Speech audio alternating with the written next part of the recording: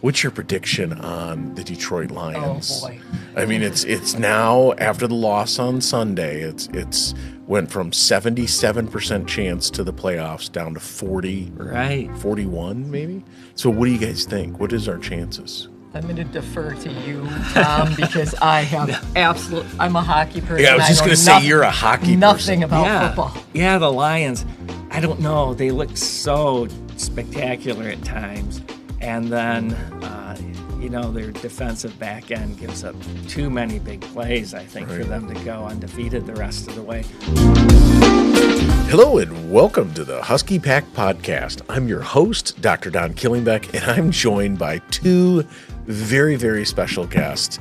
I'll tell you what, it doesn't get even more exciting for me we're not sitting down, we're standing doing this podcast. But today I'm talking with Tom Lockwood and Laura Trombley from the Lockwood STEM Center. And so tell me a little bit about what you guys do. What do you do, Tom, here at Hemlock Public School District?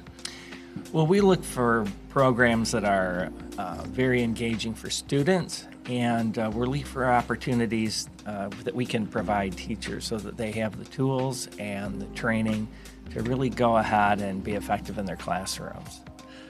And Laura, this is a new position you walked into, the director of the Lockwood STEM Center. You're coaching Gray Matter, state champion of 2024. So what do you do on a daily basis? That's a great question, Tom. Other than hanging out with Tom and trying to plan good stuff for kids. Well, as you know, throughout the week, we have our elementary students come into the center to do a variety of STEM activities. I base those activities on, what the standards are in science and engineering for their grade levels. They get to come in, have a lot of fun, do a lot of good thinking like scientists, do a lot of building and engineering. And again, the focus is to have fun and get them excited about STEM opportunities. I'll tell you what, that is one of the things that I feel like we're doing right. As a district, we strive for perfection. We strive to do the best we can and innovate every day. But we know we fall short. And one of the places that I just am so excited about is our STEM day camps. And so, when I look in there, and I've visited a handful of times, kids are off the hook, excited about being at school. They're excited about being at the STEM Center. I think Tom and I were talking a week or two ago that by the time a kindergartner gets through elementary school, they will have been to the center 40, 50 times, right, and really have had a positive interaction with STEM and science, technology, engineering, mathematics, those science standards. I feel like we have the possibility with doing that, of changing the trajectory of a kid's life. 100%. You've seen the faces of these kids when they're over there and they have the opportunity to really use their own creativity and try out their thinking. It's amazing. The smiles, the teachers have been extremely positive. I believe they love the opportunities that they're students have at the center. That's the feedback, at least, that they've given me. So I'm glad that they're willing to bring their classes over and participate in STEM camps. It's so much fun. It is. So, Tom, what is your favorite part of the Lockwood STEM Center? I think driving past it at night and seeing all the cars just jammed in the parking lot. That's true. Thank you. It is. Yeah. Laura it has added something that we've really needed. That is an emphasis on the elementary students. They absolutely, we know from studies that they make up their mind sometimes before sixth grade what careers they'd like to explore as they get older. And so getting that early introduction to science and engineering is really important. This region is growing in those areas, and we need students that aren't afraid of math. That whole fear of math and fear of engineering, or not even understanding how much fun engineering could be. I know when I was a kid, I had no interest in doing that stuff. I thought of big, noisy, greasy machines, and that both the manufacturing processes as well as the careers available, they're just not like that anymore. And so to get get students to think about that. In science and technology, the whole STEM thing is becoming a cool thing for kids to be involved in. And we really lean into that with drone education and summer camps and the robotics programs. And that's what really draws the people in the evenings. We're lucky we have an incredibly strong mentor base, and they are passionate. I think they were meeting every night this week just to get ready for the FRC kickoff, which happens just after the first of the year. So when you're around people that are that passionate, it's really an inspiring space to be. Yeah, I'll tell you what, having the parking lot filled every night, and it's been filled pretty much since the start of school year. They've been, our middle school, elementary robotics has been going on, and just watching that traffic flow has just been something amazing.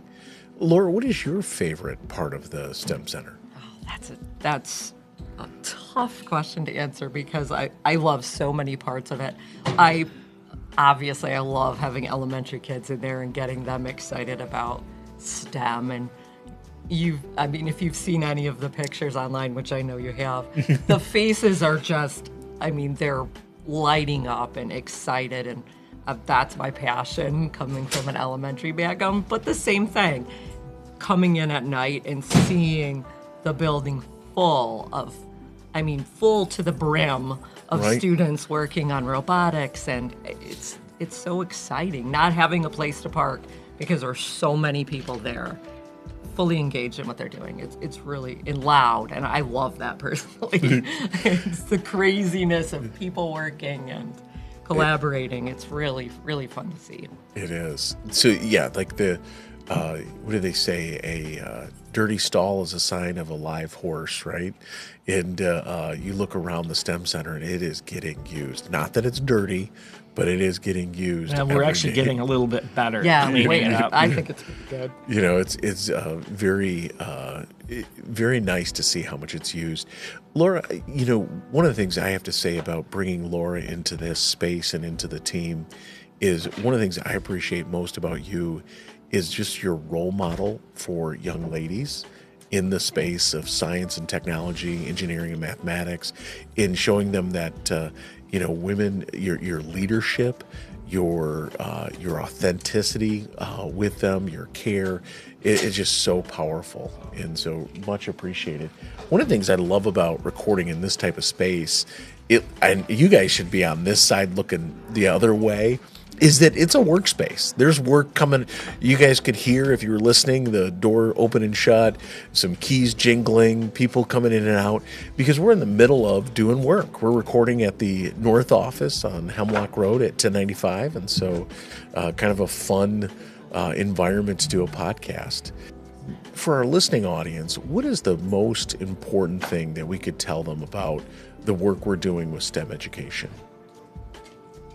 I think that the most important thing is that it's making a difference. I really believe what we know from our high school students, that they are going out into the world and to college and into the manufacturing and STEM industries.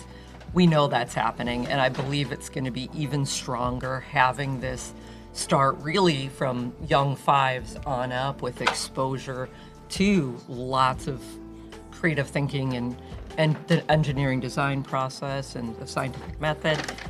Kids love this. This early exposure is extremely critical, and I already know it's going to lead more and more of our students into these kind of science and STEM related careers. Yeah, I think that's right. It's all about inspiring kids and turning them on to what are really exciting careers in this area. You don't have to leave the Great Lakes Bay region in order to find wonderful, rewarding work. So we've done a couple of things that are different. One of them, of course, are all the robotics and the emphasis on that. We have really good partnerships with a lot of local manufacturers. They understand us, and we understand what they need and what kind of employee they're looking for. Developing communication skills, no matter what someone's job is, being able to communicate and know that you need to show up to work on time and all those basic kind of soft skills are just absolutely critical. One thing that we've been able to do, though, with this space that's outside of a school building is that we have a really open environment. We have an open environment for people to come in and learn things, an environment that's very welcoming. And it's not like you have to get past the front desk of a high school or have someone come in and let you in late at night. It's really laid out to do that. And recently, over the last couple of years, we've been focused on, you can affect kids directly by looking them in the eye and have them work through hands-on experiences. But we know that we're a small school district.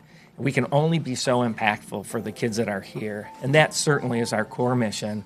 But we're also working through something that's called the High Tech Talent Initiative. And we will bring in teachers from around the region. We've had teachers in from 20 different school districts to learn about things like 3D printing, coding, and we have a microbit seminar, which is really an embedded controller that Laura will be leading some sessions on. The idea is we have educators in the case of the 3D print and CAD workshops, they come in, they put together a 3D printer, they learn how to use it over the course of 3 sessions, as well as an introduction to CAD, and then they can take those printers back to their school district and impact students in those districts as well. So it's that ability to actually, a rising tide raises all ships, and we really know that this is going to have an impact across the region. It's something we're very, very proud of, and of course, neighboring districts. We've had people from Clare, from out in the Thumb, from Laker High School, as well as almost all of the schools in Saginaw and Midland County as well, and even south, halfway to Lansing. I mean, it's we've actually had folks up from Mason, from Mason School District. Belding as well, correct? Beale City. We had MDE stop by last week, yes, that's and right. So the Michigan Department of Ed. Right. And what's so crazy is 90% of the funding is just handshakes and working with different supporters of the center. It's not like we have a large state or federal grant for operations, and so it's very much grassroots for the most part. I know the one grant we do have is a state level grant, but it's a trained teachers. Yeah, but even that has been, has developed because of relationships. It was a really great story how we really got involved with the Michigan Office of Future Mobility and Electrification. One of my wife Dana's former students was reading about the center and was kind of keeping us tuned in, and he came in and met with us and said, I think we can figure out how to provide some support. And through grant applications and through their vision of what they wanted to see happen, we were able to get a $100,000 contribution to build the STEM Center. And in addition to that, a couple of ongoing grants to provide the High Tech Talent Initiative. So it's about that relationship. It's about, inspiring a student to pursue a career and being aware of what's going on in the business world and the political world, as well as, a lot of our local sponsors are very closely connected with the school district and have great respect for the work that the district is doing. What's our next step? What's the next? Because one of the things with, innovation, collaboration, education is we're never sitting still. And so without mentioning names, because we have partners involved, but what is the next big thing out at the Lockwood STEM Center? So something Tom and I both are really excited about, just personally, is drones and coding drones and learning to fly drones. And we had one of our former students come out and who is an agricultural drone operator and present, as many of you know, to our students and some of our sponsors and mentors. And that was something that I think got the students a little bit excited about drones. And so Tom and I have been working to try to find a way that we can provide some drone education to students in Hemlock schools. And we're thinking about the high school level right now, but I would really love to get some K-12 programming because I know it's something kids are really excited about. So drones are the thing that we're working on now, one of the many things, but that's something I'm really excited about right now and hoping to soon bring to our students. And would it be fair to say, we're working obviously at a drones K-12, but really trying to bring a collegiate level program to Hemlock for our students for drones? Yes, without naming any names, correct. Correct. Without naming partners, we're working on a collegiate level program at the Lockwood STEM Center, and so that's very exciting. Yeah, we're really hoping to give students the opportunity to maybe if they like, to leave school with some certification in drone piloting. Yeah, I think in general, we're passionate about providing impactful educational opportunities for students. Dana's been out meeting with a lot of local universities trying to get scholarships for students that participate in activities at the STEM Center. Saginaw Valley, we have a guaranteed $3,000 a year scholarship agreement with them. Michigan Tech has a $1,000 commitment to providing stuff for anyone who participates at the STEM Center. And Kettering University has put up $25,000 a year in a scholarship to support students that would like to pursue engineering by going to Kettering University. So, those are the kinds of things. There's nothing that really benefits us. That's just about trying to find opportunities for kids and support them in any way that we can. So, Laura spoke about the opportunity for drones, but we're going to continue to find fits where we think that we can add something unique and really engaging and exciting. And the thing that we're doing with this drone class that we're trying to get on the books for next year is the thing that's really pointed is there's something called a 107 certificate for drone operation.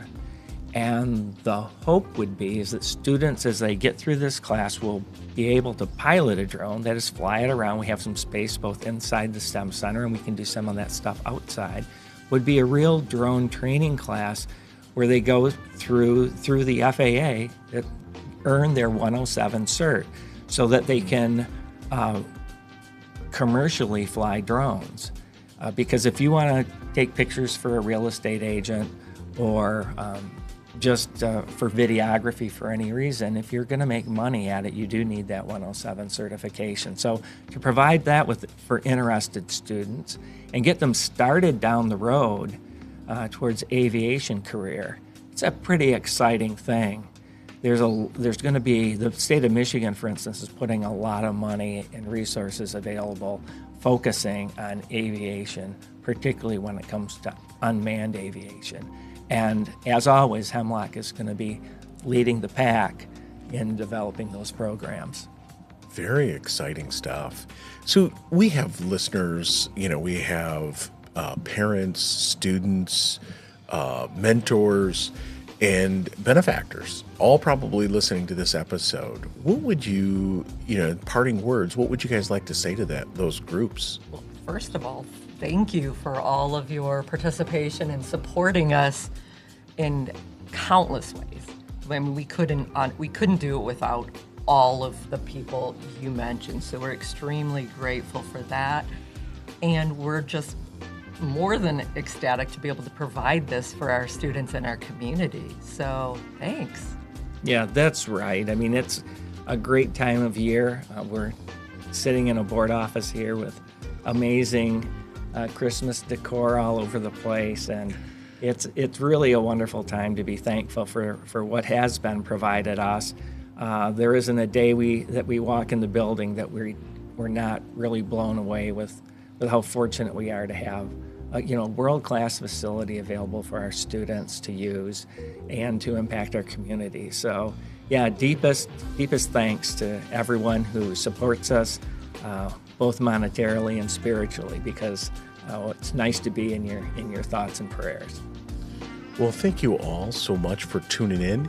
If you'd like more information about the Lockwood STEM Center, please visit hemlockps.com or give our office a call at 989-642-5282, and we'll connect you either with Tom or Laura or Dana, or a mentor or programming we have available. And so we're super excited that you tuned in, and we'll keep sharing the good news. Thank you so much. What's your prediction on the Detroit Lions? Oh, boy. I mean, it's now after the loss on Sunday. It's went from 77% chance to the playoffs down to 41 maybe.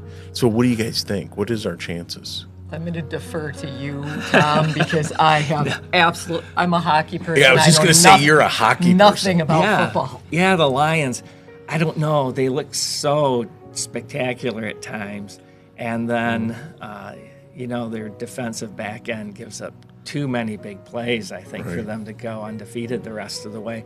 Although, I like them against everybody except the Bears. The Bears have just been, that turnaround has been absolutely unbelievable. Well, it kind of makes you go like that offensive coordinator from last year really knows what he's doing. Yeah, he does. It's not just an accident. He does. Their quarterback looked kind of lost last year, and Caleb Williams looks on fire the last few weeks. So Detroit's got their work cut out for them.